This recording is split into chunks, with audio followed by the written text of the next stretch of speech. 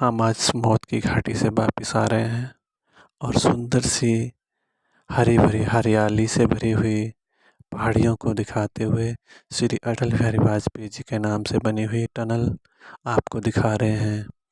आपको अच्छी लगेगी तो लाइक और शेयर ज़रूर करना। हम तो दुर्गम क्षेत्र से वापिस जान बचा के घर की तरफ आ रहे हैं। कुछ फरिश्तों ने हमारी सहायता की थी, इसकी वजह से हम वापिस आ पा रहे हैं। वहाँ पे तो इतना बुरा हाल है कि पूछो ही मत, पत्थर तक जल गए हैं और इंसान तो कैसे रह सकता है। फिर भी कुछ लोग सरवाइव कर पा रहे हैं, उनके लिए बहुत अच्छा है, लेकिन हमारे लिए ये अच्छा नहीं था। जब हम गए थे तो हम बहुत खुश थे क्योंकि हमें वहाँ पे काम करना था। तो हम 4 घंटे उन्हें ढूंढते रहे, वो नहीं मिले। ना वहाँ पे फ़ोन चलता है, ना वहाँ पे बिजली है, ना वहाँ पे पानी है। ग्लेशियर से उन्होंने पानी की व्यवस्था की हुई है और सोलर भी रात को ही आपको लाइट देगा। कोई चार्जिंग नहीं, कोई फ़ोन नहीं चलेगा। 6 किलोमीटर दूर जाके फिर आप फ़ोन पे बात कर सकते हैं। बहुत ही दुर्गम और परिस्थितियाँ थी। हम फंस चुके थे, ना कहीं जा पा रहे थे, ना आ पा रहे थे। बस ऐसे पागलों की तरह घूम रहे थे। हमें धूप भी लग रही थी और धूप इतनी तेज़ थी और ऊपर से वो धूल भरी आंधियाँ आपको वहाँ पे टिकने नहीं देगी। फिर भी हम चल पा रहे थे, हमें इतना महसूस नहीं हो रहा था। बहुत ही भयंकर तूफान आने के बाद हमने एक पुल के नीचे, पुलिया के नीचे सडनली कुछ देर वहाँ पे बैठे, थोड़ा सा अपना जो कैरी बैग था उसे वहाँ पे रखा। फिर उसके बाद नदी की तरफ गए, हाथ मुँह धोया, फिर वापिस आए और वहाँ पे बैठ गए। फिर सोचने लगे कि अब क्या करें, यहाँ पे तो कोई अपना है नहीं, कोई बाहर निकलता नहीं, तो किससे बात करें। टेंट बाई टेंट पूछें या बिना कांटेक्ट के हम किससे बात करें, कुछ नहीं कर सकते थे, यानी कि हम फंस चुके थे। और अगर हम वहाँ से नहीं निकलते तो पता नहीं क्या होता। तभी मुझे याद आई जो हमारे साथ अंकल आए थे, जो हमारे लिए फ़रिश्ता हैं। मुझे उनका कॉन्टैक्ट नंबर था। 6 किलोमीटर चलने के बाद मैंने उनसे बात की तो उन्होंने कहा कि आप सरचू कैंप में आ जाएं, जो कि लेह लद्दाख में पड़ता है। तो उन्होंने मुझे वहाँ पे बुलाया, हम वहाँ पे गए। उस समय तो लगभग ठीक ही चल रहा था। जब हम वहाँ पे बैठे, कुछ खाया, उसके बाद हमें हेडेक शुरू हो गई और उसके बाद तो पूछो ही मत, जो कुछ खाया था वो भी बाहर, उल्टियाँ, बुरे हाल, पूछो ही मत। सब के सब डर गए थे। कभी वो पानी दें, कभी वो लहसुन का पानी दें पीने को, कभी दवाई दें। तो वो मुझे पूछने लगे कि आप यहाँ पे रुक पाओगे, कुछ कर पाओगे यहाँ पे। मैंने कहा कोशिश करूँगा। तभी मुझे कैंप की तरफ से रात को फ़ोन आया कि आप कहाँ हैं, कैसे हैं। मैंने सब कुछ बताया कि मेरी तबीयत ख़राब है, इस समय मुझसे बात ना करें, मैं आपसे सुबह बात करूँगा। मैंने सुबह बात की। रात को तो बुरा हाल था, फिर सुबह मैंने उनसे कांटेक्ट किया, वो मुझे लेने आए। वहाँ तक तो सब ठीक ही चल रहा था। जब मैं कैंप में पहुँचा तो वही सांस की प्रॉब्लम शुरू हो गई।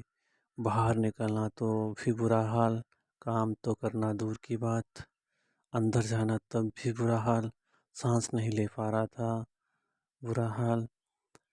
कभी यहाँ जाऊँ, कभी वहाँ जाऊँ। पानी तो पता नहीं कितना पी लिया होगा ग्रेड के हिसाब से। बस पानी पर ही सब कुछ चल रहा था। खाना भी खाया था थोड़ा बहुत, लेकिन बहुत ही बुरी हालत। मुझे कहा कि आप आराम करो, कल से काम करना, लेकिन कहाँ आराम करूं। मेरा दम वहाँ घुट रहा था। थोड़ा सा भी चलता तो सांस चढ़ जाता था। आज मैं वहाँ से निकल पाया हूँ कुछ फरिश्तों की वजह से, नहीं तो वहाँ की कहानियाँ बहुत फेमस हैं।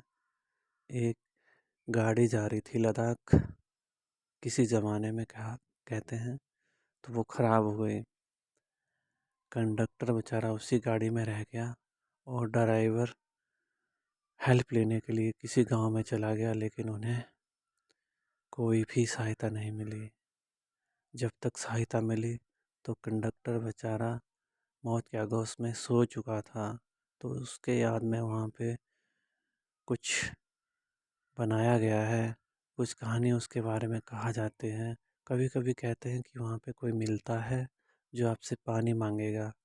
तो वहाँ हमने देखा एक जगह जहाँ पे पानी की बोतलें बहुत सारी रखी हुई थी। हमें उसके बारे में पता नहीं था, लेकिन आज पता है कि वहाँ पे उसके साथ क्या हुआ होगा।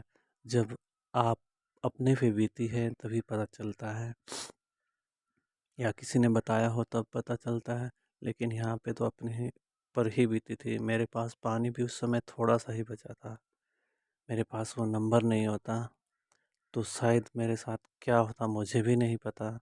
लेकिन भगवान की दया से, आप सबकी दुआ से हम वापस फरिश्तों के साथ वापस अटल टनल होते हुए घर की तरफ आ रहे हैं, अपने हरी भरी वादियों की तरफ। और मुझे लग रहा है कि वो जो प्रॉब्लम हुई थी वो भी मेरे साथ आई हुई है। घर पहुंच गया हूँ, लेकिन वो समस्या अभी है।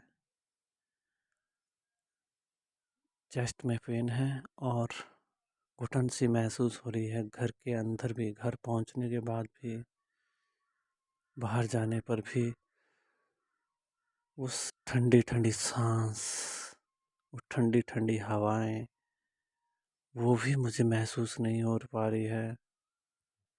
जैसे हम सांस लेते तो थोड़ा ठंडा ठंडा लगता था, वो नहीं हो पा रहा है। लेकिन क्या करें, फ़िलहाल तो ठीक है। डॉक्टर के पास जाएंगे और हम आपको अपनी कहानी सुना चुके हैं। बहुत ही दुर्गम स्थान है। आप अगर किसी को जानते हैं तभी जाएं, और वहाँ का लोकेशन ज़रूर ले लें पहले ही। जहाँ पे आप नेटवर्क है वहीं पे, वहाँ पे जाके आप कुछ नहीं कर सकते, नहीं ढूंढ सकते। अगर आपके पास वहाँ का फ़ोटो है, नाम है, तभी आप ढूंढ पाओगे, अन्यथा नहीं। और ख़ास हिदायत दे रहा हूँ आपको कि आप स्पेक्स लगाएं, लापरवाही ना बरतें। जैसे हमने पहले दिन किया था, हमें तो पता ही नहीं था, हम बहुत खुश थे। लेकिन शाम को ही पता चला कि लोग अंदर क्यों रहते हैं, बाहर क्यों नहीं आते। जब वो तूफान चला, पत्थर को जला देने वाली धूप, तो आदमी का क्या होगा। गर्म कपड़े वहाँ पे पहनना पड़ रहे थे उस समय भी, गर्मी, बुरा हाल, पसीने चिपचिपे, क्योंकि धूप से बचना था हमें। तो हमने बहुत कोशिश की वहाँ पे रुकने की भी, लेकिन हम वहाँ पे नहीं रुक पाए क्योंकि हमें ज़्यादा से ज़्यादा प्रॉब्लम हो रही थी। आप भी वहाँ पे जाएं, लेकिन ज़्यादा घूमें नहीं, नहीं तो आपको भी ये प्रॉब्लम हो सकती है। दवाई लें, अपने साथ ही रखें और लहसुन का प्रयोग करें, जिससे आपको प्रॉब्लम थोड़ी कम होगी। मुझे भी, हम सच्चू में जहाँ रुके थे, जिनसे कांटेक्ट हुआ था, उन्होंने वहाँ पे मुझे लहसुन का पानी पीने को दिया, फिर भी बात ना बनी। तो लास्ट में उन्होंने शिलाजीत दी, जिससे लेने के बाद कुछ देर फिर उल्टी हुई, और उसके बाद मुझे पता ही नहीं चला कि मैं कब सो गया और कब सुबह हो गई। अब मैं उनका बहुत बहुत धन्यवाद करता हूँ। उन्होंने जो मेरी मदद की है मैं कभी भूल नहीं पाऊँगा। हाँ, वो भी मेरे पास कांटेक्ट था, नहीं तो मैं पता नहीं पुल के नीचे होता या कहाँ होता मुझे नहीं पता। जब तक कोई देखता, कोई आता या ना आता। बहुत ही खतरनाक घाटी है। जितनी सुंदर है उतनी ही खतरनाक है। आप कभी भी वहाँ जा सकते हैं, लेकिन सुरक्षा का ध्यान रखें। ग्रुप में जाएं और ज़्यादा यहाँ वहाँ ना घूमें।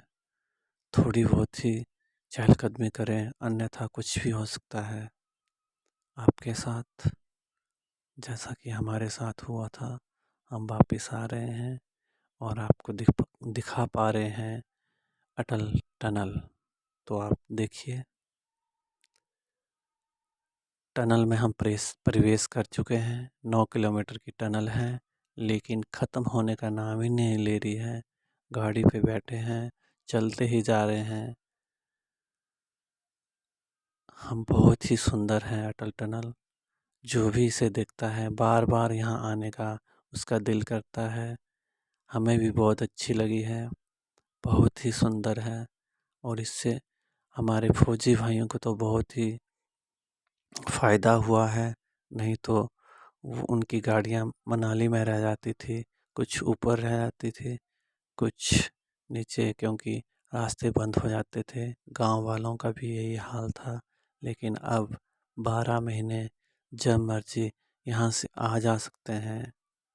कहीं कोई रास्ता बंद होता तो उसे तुरंत खोल दिया जाता है। अटल टनल बनने के बाद सबके लिए बहुत ही सहूलियत पैदा हुई है। तो ये है अटल टनल और इसके फ़ायदे। आप कभी भी यहाँ पे आ सकते हैं और अटल टनल का मज़ा ले सकते हैं, घूमकर, फोटोग्राफी करके और वीडियो बना के, और आगे भी जा सकते हैं।